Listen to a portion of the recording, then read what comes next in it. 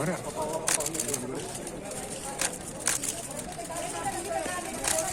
Είναι πρόμηνα κρατανιό. Τέρας, τίνος! Θα σα πει στη φυλακή, ρε καριόλι!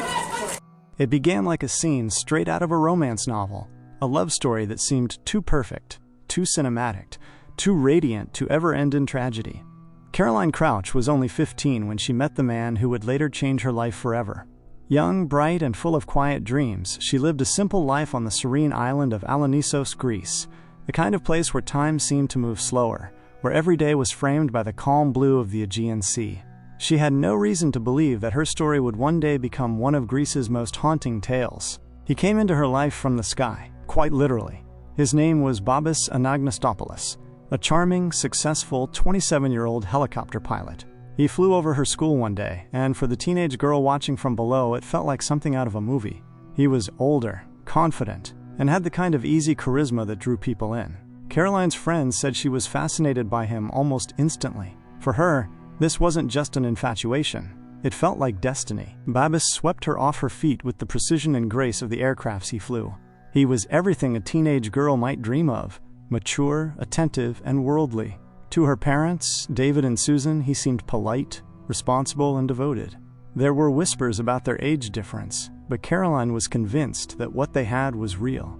And against all odds, she followed her heart. When she turned 18, they married in a quiet ceremony in Portugal in July 2019. There were no lavish celebrations, no grand parties, just the two of them, united in what she believed was love. They returned to Athens as husband and wife, settling into a beautiful home in the upscale suburb of Glyka Nera. To the outside world, it looked like the perfect beginning. Caroline often shared moments from their life online, her smiling face, their adventures, the sweet snapshots of a couple deeply in love.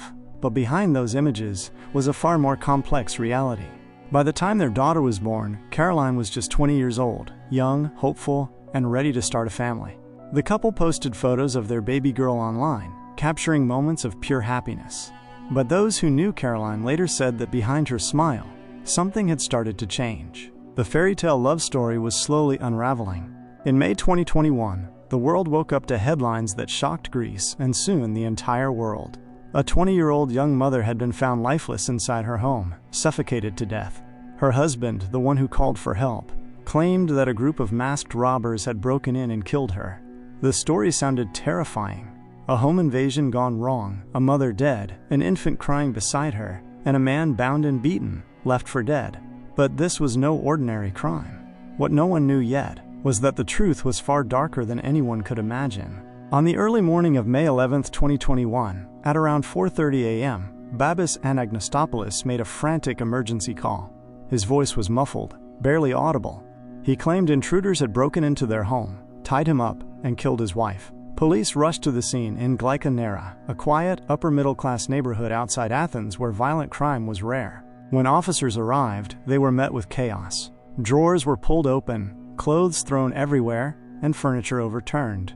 Their dog, a white and brown husky puppy named Roxy, hung lifeless from the staircase, strangled with her own leash.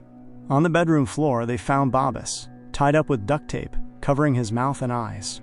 And on the bed lay Caroline, face down, her baby daughter beside her, crying, reaching for her mother. The image stunned even the most seasoned officers. The young woman's skin was pale, her body motionless. She was pronounced dead at the scene. Her infant daughter, though unharmed, was in visible distress. To the first responders, it appeared to be a brutal robbery.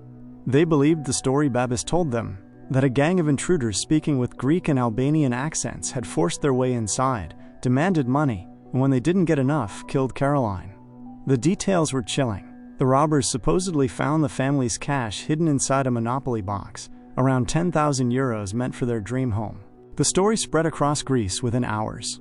News outlets reported the incident as one of the most violent home invasions the country had ever seen. The public was horrified. Politicians condemned the act, promising swift justice. A reward was announced for anyone with information. And at the center of it all was Babis, the heartbroken husband, holding his baby at Caroline's funeral, crying, his voice trembling as he told reporters how much he loved her. "She was the joy of my life," he said, standing over her grave on Athens, her childhood island. "She will always be with me through our daughter." The world sympathized with him. Photos of the young couple circulated across social media. Their story was everywhere, the tragedy of a young family torn apart by random violence. But beneath the surface of grief and sympathy, something didn't quite add up. Investigators began to pick apart the details. The timeline of events seemed odd. The supposed robbers had stayed inside the house for hours, rummaging through things even after taking the money. There were no fingerprints, no DNA, no sign of forced entry that matched Babis's account. And the missing memory card from the home's security camera raised more questions than answers. Still, the nation's heart was with Babis. He appeared on television, pleading for justice. He was calm, articulate, and convincing. His tragedy became Greece's tragedy. Even Caroline's parents embraced him, calling him the perfect husband and trusting that he would raise their granddaughter with love. But detectives, quietly, were beginning to see cracks in the story. The first red flag was physical evidence, or rather, the lack of it. There were no signs that 3 or 4 intruders had ever been there. The only thing found was a single hood supposedly dropped during the struggle. And when officers compared it to the story Babis told, the description didn't line up. Then came the technical data, the kind of clues that modern technology can't hide. Caroline's smartwatch, which tracked her heart rate, told a very different story. According to the data, her heart rate spiked sharply around 4:05 a.m., indicating severe stress, and stopped completely at 4:11 a.m., nearly an hour before Babis made the emergency call. Babis had claimed that the intruders came in after 4:30 a.m. That discrepancy was too large to ignore. Even more telling was the data from Babis's own phone. He said he had been tied up and unconscious, but his phone's fitness tracker showed movement during that time. Investigators also tested whether it was possible to dial emergency services with one's nose. As Babis claimed he did while bound, no one could replicate it. As detectives re-examined the evidence, Caroline's diary surfaced, and it changed everything. The diary revealed a side of their marriage that no one had seen. In her own handwriting, Caroline had written about fights, fear, and control. She wrote about how Babis would take her money, how she wanted to leave him but felt trapped. "I love Babis so much that I can't leave him," she wrote, "even though this relationship hurts me." In another entry, written shortly after giving birth, she confessed that she wanted to go to her sister's house, that she couldn't keep living this way. One entry read, "Today my little one is a month old. It's also the day I told Babis I want to leave. I feel awful." What once appeared to be a perfect love story now looked like a slow suffocation, not of the body, but of the spirit. The couple's friends later confirmed that Caroline had been struggling emotionally, isolated from her family, controlled by her husband. She was only a teenager when she fell in love with him, and over time her independence had been replaced by fear and submission. Behind the locked doors of their home, Caroline's world had become smaller and smaller. Then came the night of the murder. It began, as many nights had before, with an argument. Caroline wanted to leave. She had even looked into hotels where she and her baby could stay. But that night, the argument escalated beyond control. Babis would later claim it was over their daughter. He said Caroline had pushed him, that he, quote, lost control. But the evidence told a different story. In those final minutes, Caroline fought back. Bruises on her body and marks on her lips showed signs of struggle. She had been a kickboxer, trained and strong, but in the end, she was no match for the man she trusted most. When she stopped breathing, Babis didn't call for help. Instead, he began crafting one of the most elaborate lies Greece had ever seen. He strangled their dog, staged a fake robbery, and tied himself up to make it look convincing. He even placed their baby beside her mother's lifeless body, an image that would later haunt every investigator who saw it. For more than a month, he lived that lie. He gave interviews, thanked the public, and pretended to be the grieving husband. He fooled journalists, detectives, even Caroline's own parents.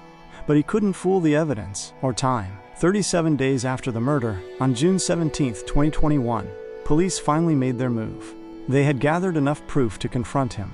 But instead of arresting him outright, they waited for the perfect moment during a memorial service for Caroline on Alonissos. When the ceremony ended, officers approached him quietly and asked him to come to Athens to identify a suspect. He agreed, unsuspecting that they were taking him straight into custody. Inside the interrogation room, the walls of his deception began to close in. For 8 hours, detectives questioned him, showing him data, timelines, and contradictions. And then, finally, Babis broke down. He confessed. He admitted that there were no robbers, no masked intruders, no Albanian gang. It was all a lie. He had killed his wife, the woman he claimed to love, after she threatened to leave him. He said he lost control, that he panicked. Then, in cold calculation, he staged everything to look like a robbery gone wrong. His confessions sent shockwaves through Greece and beyond. The story that had once captured the world's sympathy was suddenly one of betrayal and manipulation. The husband who fooled everyone, even the police, even the media, was now exposed as the killer. It was a story of control, deception, and the illusion of perfection. And at its center was a young woman who never got the chance to escape. At this point in the story, you might think justice was swift, but as the investigation unfolded, more disturbing layers would emerge.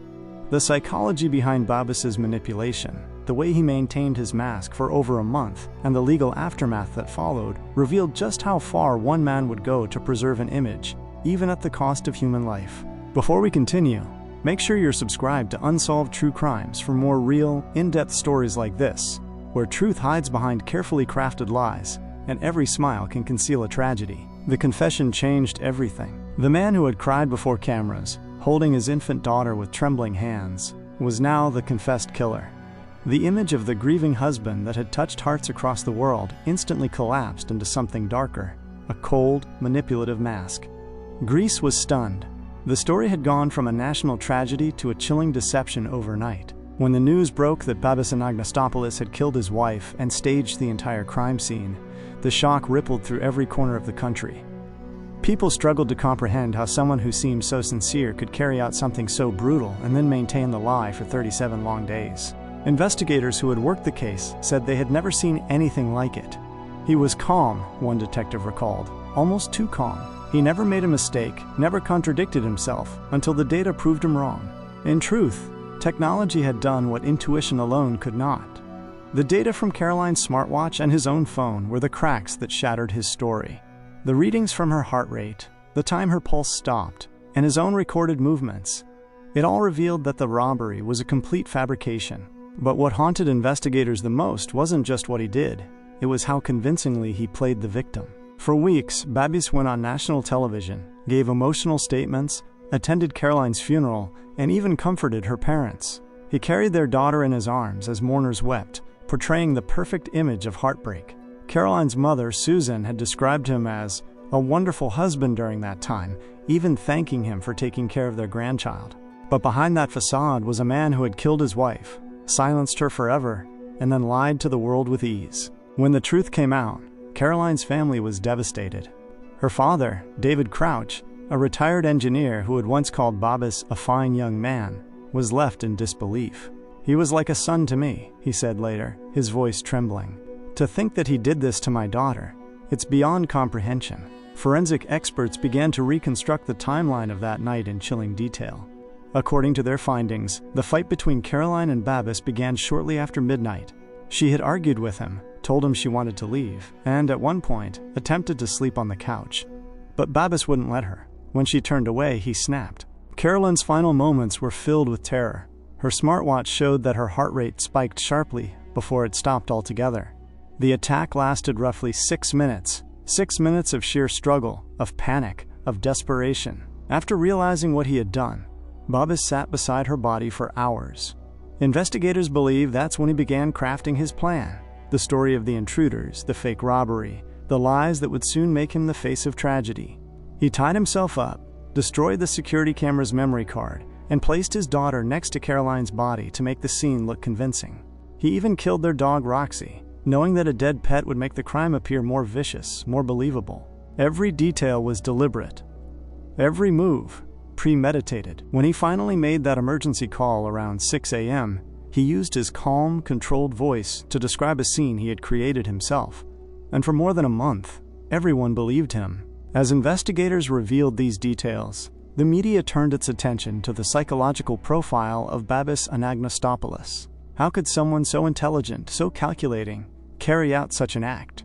Psychologists who reviewed his behavior described him as a classic narcissist, a man obsessed with control, image, and dominance. To the outside world, he was charming and confident, but behind closed doors, he had an overwhelming need to control every aspect of Caroline's life. Friends said she had become increasingly isolated after marrying him. He didn't like her spending time alone or making independent decisions. Even the couple's elopement years earlier, which seemed romantic at the time, now looked like the first step in isolating her from family and friends. Caroline's diary entries were full of emotional distress. "I can't breathe in this house anymore," one entry read. "He doesn't let me live." Another passage revealed how trapped she felt. "I love him, but I'm scared of what he'll do if I leave." These words painted a haunting picture of a young woman caught in a web of control, a psychological cage that eventually became physical. Babis's behavior after the murder further exposed his manipulative nature. Just days after killing Caroline, he gave interviews, hugged reporters, and even comforted police officers who were working on the case. He wrote public tributes online, saying things like, "You will always be the mother of my child. We will never forget you." His posts drew thousands of sympathetic comments, people calling him brave, strong, and heartbroken. But behind the scenes, detectives were piecing together a very different man, one whose calmness wasn't grief but cold calculation. When confronted with the evidence in the interrogation room on June 17th, Babis tried at first to keep up the lie. He said the data must be wrong, that maybe Caroline's watch had malfunctioned. But when investigators showed him photos from the scene, the timing of the camera's missing memory card, and his own phone's activity logs, he realized it was over. He admitted to killing Caroline, but insisted that it wasn't premeditated, that he had lost control during an argument. But investigators didn't believe him. Everything pointed to premeditation. The destroyed security footage, the staged break-in, the detailed cover-up. Within hours, the story broke across Greek television, the husband who had fooled everyone. The headline spread worldwide. It wasn't just the brutality of the act that captivated the public. It was the deception. How could someone so ordinary, so composed, live a lie so convincingly? The following day, Babis was charged with premeditated murder, animal cruelty, and obstruction of justice. The Greek police issued a statement calling it one of the most cold-blooded and methodical crimes in the country's recent history. As he was led into court, the cameras captured his expression, calm, almost emotionless. The same man who once cried for the cameras now stared blankly ahead. When asked by reporters why he did it, he simply said, "I loved her too much." That statement would haunt Greece for years. The trial and sentence. Inside the courtroom, prosecutors painted a detailed picture of manipulation and control. They presented evidence from Caroline's diary, her phone, and the couple's messages to show a pattern of abuse. Caroline had repeatedly expressed her desire to leave, and each time, Babis found a way to pull her back in, through guilt, charm, or threats. The prosecution argued that when Caroline finally decided to go for good, he couldn't handle the loss of control. He didn't kill her out of passion, they said. He killed her to maintain dominance, to preserve the illusion of the perfect life he had built around them. As the trial continued, Caroline's parents sat quietly in the courtroom, listening to the details of their daughter's final hours. David Crouch said later that every word felt like a knife. "She was just a child," he said softly. She trusted him completely. Forensic experts testified that the act of suffocation was not instant, that Caroline likely suffered for several minutes before losing consciousness. The brutality of that detail left the courtroom in silence. In May 2022, after nearly a year of hearings, the verdict was delivered. Babis Anagnostopoulos was found guilty on all charges: premeditated murder, animal cruelty, and obstructing justice. He was sentenced to life imprisonment, with an additional 10 years for killing the family dog. When the sentence was read, he showed little emotion. Caroline's family, though relieved, said no sentence could ever bring justice for what he did. The case became one of the most discussed crimes in Greek history, not just because of the murder, but because of what it revealed about control, manipulation, and the hidden dangers of relationships that look perfect on the outside. It wasn't just about a husband killing his wife. It was about the illusion of love turned deadly. In the months that followed, Caroline's story became a rallying cry for domestic violence awareness in Greece. Activists, journalists, and even government officials cited her case as an example of why emotional control and coercive behavior should never be dismissed.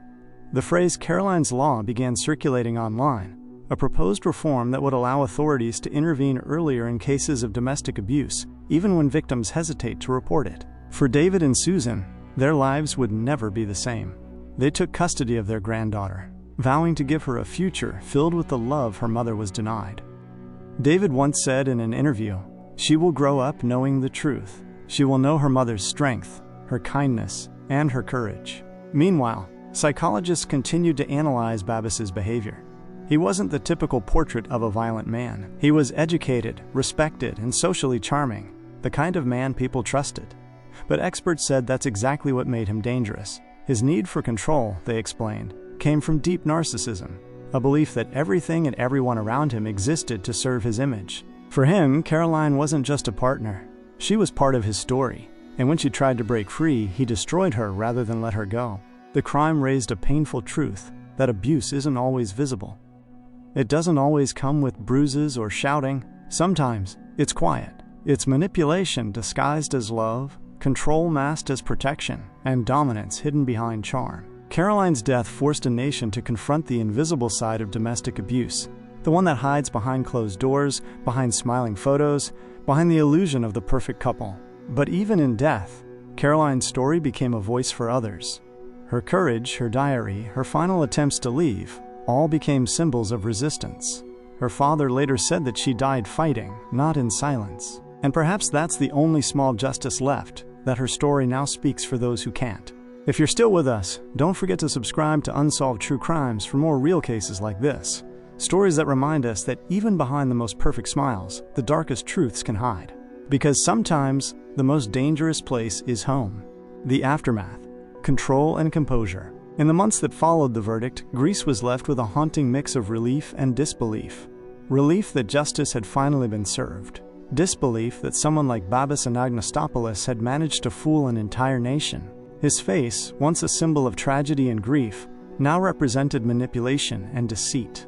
For many, he became a symbol of something even more sinister. The darkness that can hide behind charm and composure. Everywhere people looked, his image lingered, on television, in newspapers, across social media. But the tone had changed. Where once there was sympathy, now there was anger. The public had been deceived, emotionally drawn into a story that was built on lies. The man who had stood before cameras clutching his baby, crying for justice, had not only taken a life, but manipulated the collective grief of an entire country. The media dissected every moment of his performance.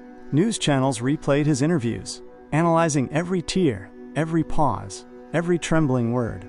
Experts in behavioral psychology were invited to explain how he managed to maintain such convincing emotional control. They said he exhibited signs of psychopathic composure, the ability to mimic empathy while feeling nothing at all. It wasn't just a crime anymore. It had become a psychological study in deceit. As his sentence began, Babis was transferred to Korydallos prison, Greece's largest and most notorious penitentiary. Inside, he was kept under close observation, both for his own safety and because of the notoriety his case had gained. Other inmates reportedly viewed him with disdain, some even calling him, quote, the pilot. He was placed in isolation at first, away from the general population. The world outside moved on, but the shadow of what he'd done stayed heavy. For Caroline's family, the pain never dulled. Her father once said in an interview that what hurt most wasn't just losing his daughter, but realizing that she had died believing she was safe, that the man she feared and loved was the same one who took her life. In the years since Caroline's death, her story has continued to echo far beyond Greece. It became one of the most widely reported true crime cases in Europe, covered by global outlets and true crime documentaries. But behind the headlines and the legal records lies something even more profound, a lesson about trust, control, and how easily appearances can deceive. Babis had built his life around image. As a helicopter pilot, he was respected, disciplined, educated, admired. To those around him, he embodied success and responsibility. That image was everything to him. And in his mind, Caroline threatening to leave wasn't just a breakup. It was the collapse of his carefully constructed world. Experts later described his personality as one that thrived on dominance, a man who measured his worth by his ability to control others. Losing Caroline meant losing power. And losing power, for someone like him, felt like annihilation. So he did what narcissists do when cornered. He destroyed what he couldn't control. During the trial, prosecutors made it clear that this wasn't a spontaneous act of rage. It was the culmination of years of psychological manipulation and emotional isolation. Every action Babis took that night, from the destruction of the camera memory card to the suffocation itself, was deliberate. It was, as one prosecutor said, a murder planned in the quiet space of his mind long before it was carried out. The courtroom heard the chilling details of how Babis tried to preserve the illusion of innocence. After killing Caroline, he didn't panic. Instead, he methodically staged a crime scene, arranging objects, scattering belongings, even strangling the family dog to add realism. It wasn't the act of a man in shock. It was the act of someone thinking several steps ahead. In the weeks that followed, psychologists interviewed him in prison. They found a man who showed minimal remorse, one who continued to refer to the killing as a mistake rather than a choice. He described his relationship with Caroline as quote, passionate, saying she could provoke him easily, as if shifting the blame onto her even after death. That lack of accountability became one of the most disturbing elements of the case. He wanted the world to see him as a victim of emotion, not a calculated killer. But every recorded detail, every deliberate lie, contradicted that image. Caroline's diary entries were presented again during post-trial discussions, her words echoing through television studios and online forums. Each sentence she wrote became a testament to her strength, a record of her attempts to break free. One line stood out more than any other. "I feel like I'm trapped in a cage." Her cage wasn't made of steel or bars. It was built from manipulation, dependency, and fear. In Greece, her story inspired nationwide reflection. Domestic violence cases, long considered private or taboo topics, began receiving increased attention. Hotlines reported a surge in calls from women seeking help after Caroline's murder became public. For many, her death served as a mirror, forcing society to confront how control and emotional abuse often go unnoticed until it's too late. Legislators debated new laws to strengthen protections for victims of domestic violence. There were proposals to expand monitoring of abusive partners and implement stricter penalties for psychological coercion. Though reforms came slowly, Caroline's name became a symbol of awareness, her story an emotional wake-up call for thousands. In Alonissos, the small island where Caroline grew up, her grave became a quiet place of remembrance. Locals often left flowers or shells along the stone, a gesture of solidarity. Her parents, David and Susan, chose to live near their granddaughter, determined to give her the life Caroline had dreamed of, peaceful, safe, and surrounded by love. When reporters asked David what justice meant to him, he gave a heartbreaking answer. "Justice," he said, "is knowing that my granddaughter will never have to call that man her father again." Babis's parental rights were stripped following his conviction. The courts awarded full custody of the child to Caroline's mother, ensuring she would be raised away from the man who took her mother's life. In prison, Babis continued to attract attention. He occasionally wrote letters, some addressed to journalists, others to acquaintances outside. The tone of his writing revealed a man still obsessed with perception. He claimed to have found religion, to be remorseful, but those who read his words noticed a consistent undertone, a lingering need to control the narrative. Even from behind bars, he wanted to manage how the world saw him. Several inmates later told reporters that Babis was polite but distant. He kept mostly to himself, reading books and avoiding conflict. But those same inmates also said he often spoke about Caroline as if she were still alive, referring to her in the present tense, reminiscing about their happy days. For many, that behavior confirmed what psychologists had suspected, that Babis wasn't haunted by what he'd done, but by losing control over the story of his life. As time passed, the case became a reference point in discussions about hidden abuse, how relationships that seem picture-perfect can conceal psychological manipulation. Journalists and scholars called it the illusion of love, a phenomenon where abusers build their power through affection, then use it as a weapon. Caroline's story, however, continued to stand apart. It was deeply human, not just about crime, but about love, trust, and betrayal. It was about how far someone can go to protect a lie, and how long it can take for the truth to break through. In the years after the trial, true crime filmmakers, journalists, and authors revisited the story, each exploring a different angle. Some focused on the psychological warfare within the relationship. Others examined the societal failures that left Caroline isolated. But no matter how it was told, one truth remained constant: Caroline's courage in the face of fear. Her final acts, reaching out to friends, planning to leave, trying to book a hotel, all pointed to a woman fighting to reclaim her freedom. She was not passive. She was resisting until the very end. Her story reminds us that danger often hides in the ordinary, that evil doesn't always look like a stranger in the dark. Sometimes it smiles beside you at breakfast, says "I love you," and swears it would never hurt you.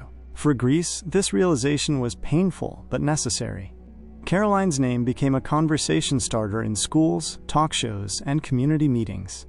Organizations began using her story to educate young women about warning signs of manipulation, how love should never come with fear, and how control disguised as care is never affection. In one emotional tribute, a Greek journalist said, "Caroline's story is no longer just about how she died. It's about how she tried to live. It's about a young woman's fight to breathe in a world that tried to silence her." David Crouch echoed that sentiment years later. He said, "I think of her not as the girl who died, but as the girl who refused to give up. She was strong, even when no one saw it." That legacy, perhaps, is the only thing Babis couldn't control. From the moment he took her life, he began losing everything he had ever built: his freedom, his reputation, his family, and finally, the illusion he had crafted for the world. The very mask he used to fool others became his prison. Even today, when people mention his name, it's not with sympathy or pity, it's with disbelief. Disbelief that someone could deceive so many for so long, all while sleeping beside the evidence of his own crime. And that's what makes this case so chilling. It wasn't just about violence, it was about performance. A performance so detailed, so well rehearsed, that it fooled even the closest observers. He had become, for a time, the perfect actor in his own story. But truth, like time, has a way of revealing itself. Caroline's smartwatch, a simple piece of technology meant to track her sleep and steps, became the voice she no longer had. It recorded her last heartbeat, marking the precise moment her life ended, and the exact moment his lies began. In that small, silent device lay the evidence that no one could erase, not even him. And perhaps that's the final irony of this case. The man who tried to control every detail, every perception, was ultimately undone by something he couldn't manipulate: truth. If you've been following this story, remember, behind every tragic headline, there's always a life that mattered. Caroline's story isn't just a warning, it's a reflection of the strength it takes to see the truth, even when it hides behind love. Make sure you're subscribed to Unsolved True Crimes for more real human stories that peel back the mask, where lies unravel and truth, no matter how painful, always finds a way to surface.